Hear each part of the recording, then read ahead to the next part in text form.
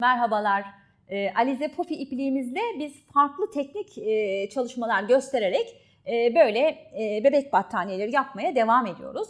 Bu da yine bizim farklı bir uygulamamız bu iplikte. Biz Alize ailesi olarak yeni tasarladığımız her iplikte mutlu oluyoruz ama bu iplik bizi gerçekten 2 kat mutlu etti. Çünkü hiç el örgüsü bilmeyen anne ve anne adaylarının böyle bebekleri için battaniyeler örebileceğini düşününce hem de hiç tığ ve şiş kullanmadan, hiçbir aparat kullanmadan örebileceğini düşününce gerçekten onlara böyle bir iplik imkanı sağlayabildiğimiz için biz çok heyecanlı ve mutluyuz. Evet, Alize sizler için bu ipliği ördü. Bütün ilmeklerini hazırladı. Böyle sizlere çok büyük bir kolaylık sağladı. Artık bebek battaniyesi örmek hiç zor değil. Çok kısa bir sürede, en uzun süre için sadece 1 gün diyebilirim. Bebek battaniyelerini örebileceksiniz, hediyeler yapabileceksiniz. Hem de bu iplikle o kadar çok teknik kullanarak battaniyeler yapabileceksiniz ki sizi çok rahatlatacak bu. Yani çok uzun süre uğraşmadan böyle çok çabuk battaniyeler elde edebileceksiniz. Şimdi biz bir bebek battaniyesi için kare olarak düşünürsek 5 yumak, dikdörtgen olarak düşünürsek 6 yumak kullanıyoruz.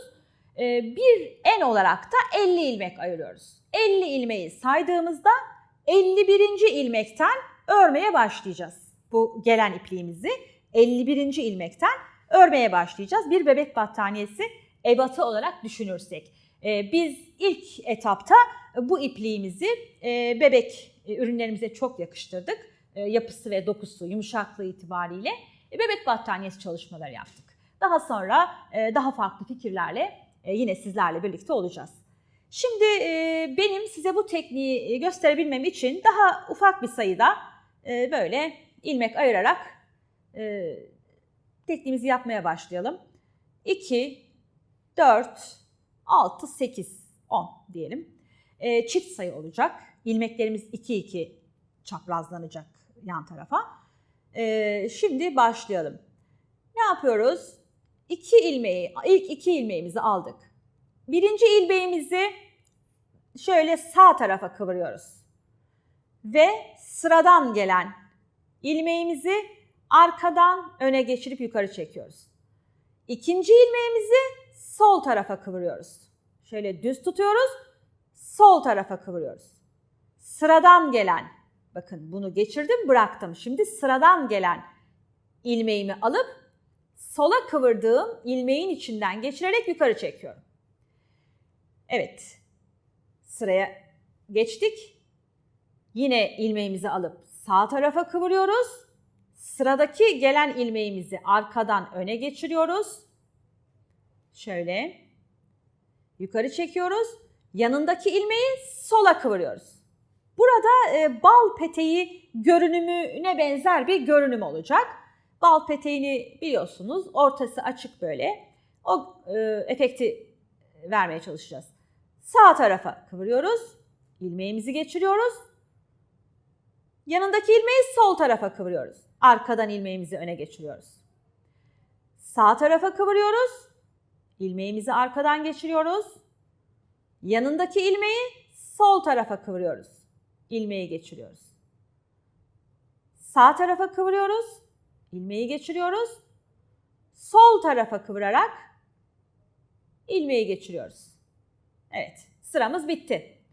Şimdi el örgüsünde olduğu gibi biz bu örgüyü arkasını çevirmiyoruz, ters çevirmiyoruz. Yine soldan sağa gelerek, sağdan sola gelerek tek yönde öreceğiz örgümüzü. Şimdi ne yaptık? Sağ tarafa açmışız, sol tarafa açmışız.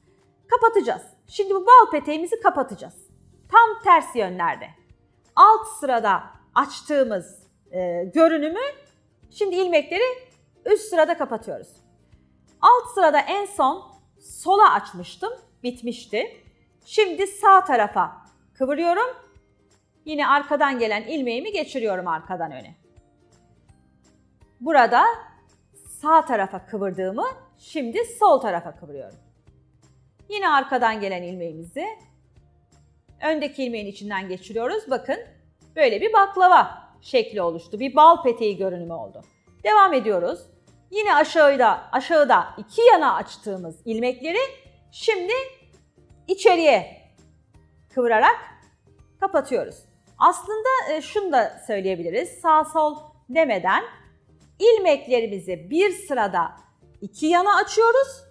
İkinci sırada içe kapatıyoruz. Açıyoruz iki yana, içe kapatıyoruz. Evet, iki yana açtık. Şimdi içe kapatıyoruz, içe kıvırıyoruz.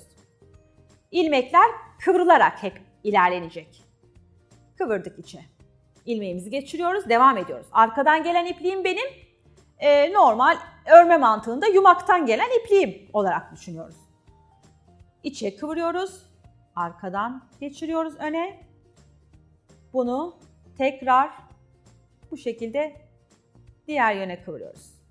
Bakın, böyle baklavalar oluşturuyoruz. Bir baklava çizdiğimizi düşünün. Önce açıyoruz, sonra kapatıyoruz. Yine kıvırdık, geçirdik. İçe kıvırdık, geçirdik. Şimdi en son nasıl bittik? İçe kıvırarak bittik. Şimdi yine açacağız dışa. Yine dışa açıyoruz. Sağa çevirdik. İlmeğimizi geçirdik, ördük. Bunu da sola çevirdik. İlmeğimizi geçirdik.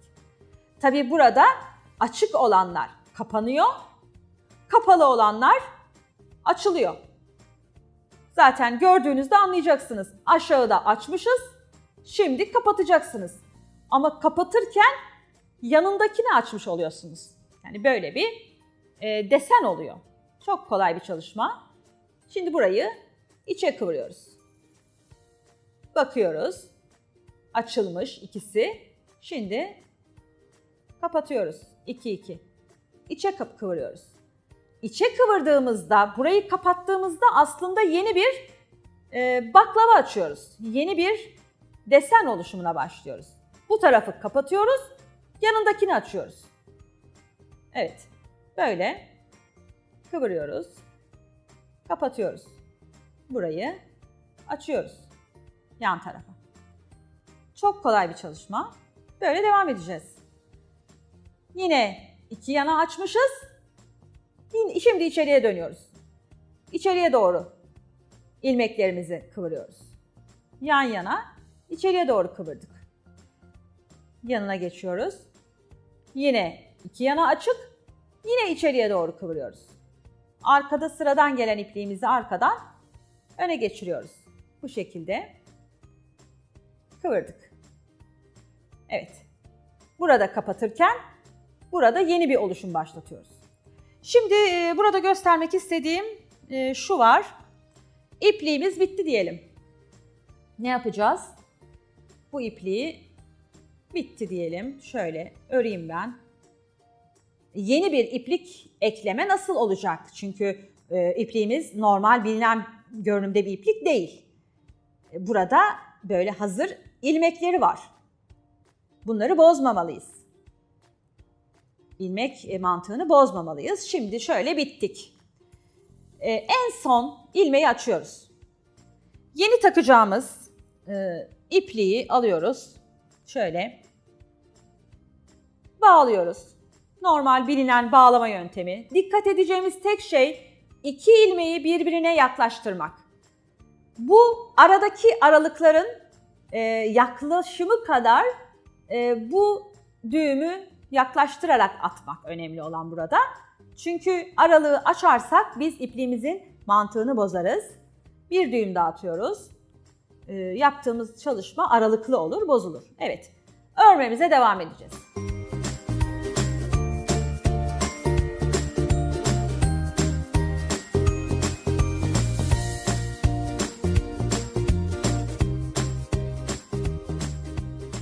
Peki kapatma nasıl olacak? Şimdi örgümüz bitti diyelim. Battaniyemizi bitirdik. 5 tane yumak ördük. Aslında kenar yapacaksak 4 yumaktan çok az daha fazla ördüğümüzde kenara geçebiliriz. 5 yumak kenarın da içinde olduğu bir yumak sayısı. kenar gitmek istersek battaniyemize. İstemezsek yapmayabiliriz. Hiçbir sıkıntı yok. Bu şekilde de kullanabiliriz. Şimdi bitirdik. Battaniyemiz bitti kabul ediyorum. Kesmeyi gösteriyoruz. Aynı el örgüsü mantığında olduğu gibi. İkinci ilmeği birinci ilmeğin içinden geçirerek yukarı çekiyoruz. Sıradaki ilmeği ilmeğimizin içinden geçirerek yukarı çekiyoruz. Burada hepinizin aklına şu gelebilir, bu ilmekler çıkmıyor mu, aşağıya kaymıyor mu? Büyük bir battaniyede kesinlikle böyle bir şey söz konusu değil. İpliğimizin yapısı buna müsaade etmiyor. Her ilmek böyle geçirdiğimiz gibi kalıyor. Burada hiçbir sıkıntı yok. Böyle rahatlıkla örebileceksiniz. Geçiriyoruz, çekiyoruz.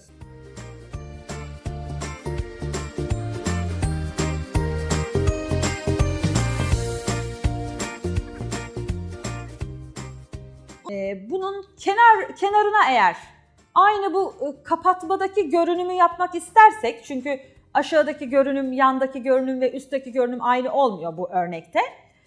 Aynısını yapmak istersek ipimizle devam edeceğiz kenara.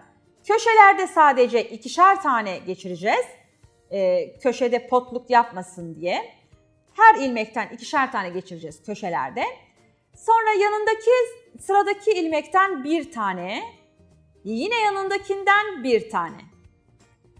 Şimdi yanındakinden 2 tane. Bunu battaniyemiz boyunca devam edeceğiz. Şöyle yapacağız. Bir tane çift, 2 tane tek. Bir tane çift, 2 tane tek. Çünkü örgümüzün yanlarda kasmaması için. Bunun dikey uzunluğu ile en uzunluğu aynı olmadığı için bu şekilde yapıyoruz. Yanlarda 2 ilmekte bir çift geçiriyoruz. Böyle örmeye devam ediyoruz. Battaniyemizin kenarını böyle aynı görünümde kapatmak için böyle devam edeceğiz. 5. yumağımıza geçtikten biraz sonra tam kare oluyor. Böyle göstermek istiyorum. Kenarları çok düzgün geçebileceğiz. Burada bizim 2 tek bir çift, 2 tek bir çift ilmekleri geçirmemiz buranın kasmamasını sağlayacak. Evet. Battaniyelerimiz biraz hafif delikli battaniyeler. Bu örneğe göre değişiyor tabii. Bu örnek için söylüyorum.